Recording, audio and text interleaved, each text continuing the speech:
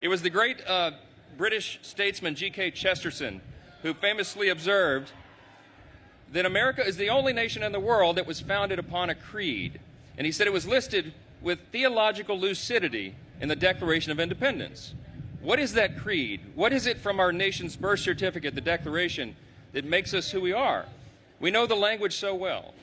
We hold these truths to be self-evident. In other words, obvious. That all men are created equal. Not born equal, created equal. That's what the founders said. That's right. And that they're endowed by their Creator with certain inalienable rights, including the right to life and liberty, the pursuit of happiness. Those are inalienable rights. They cannot be taken away.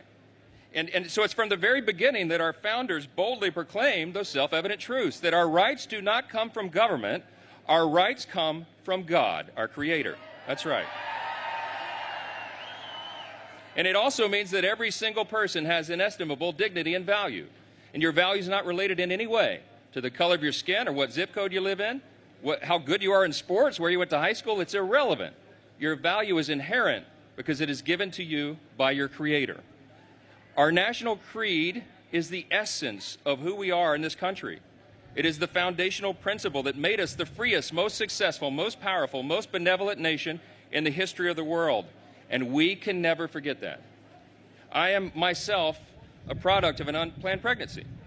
In January of 1972, exactly 1 year before Roe v. Wade, my parents, who were just teenagers at the time, chose life.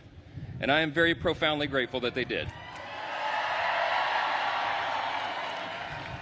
See, what we have to do right now, and I believe the reason all of you are here, is you understand that we have to build a culture that encourages and assists more and more people to make that same decision.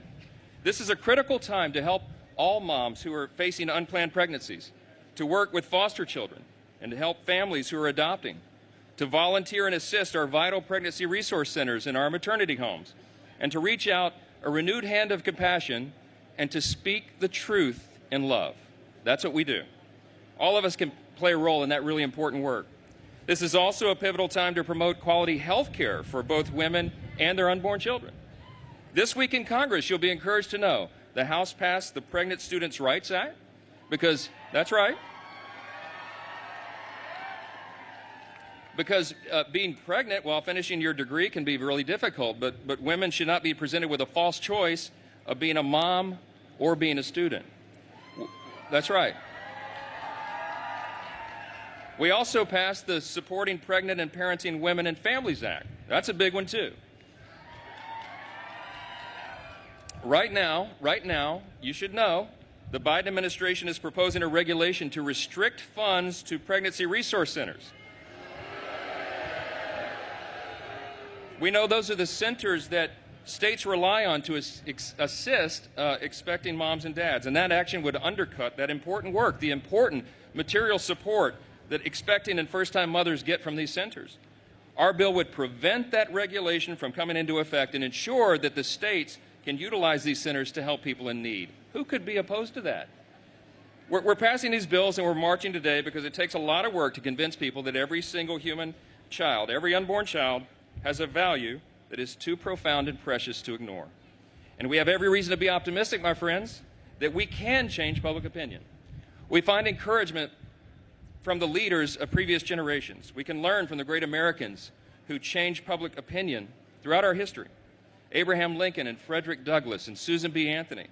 They challenged the prevailing narratives of their day, and they succeeded. And you know how they did that? We have to remember this. This is the key. Their success was grounded in our nation's creed that we just spoke about.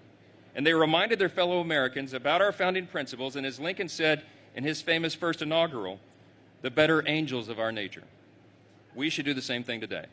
My friends, let's be encouraged, let's press on in hope, and that we can join together and make this great difference. I believe that we can. We can stand with every woman for every child, and we can truly build a culture that cherishes and protects life.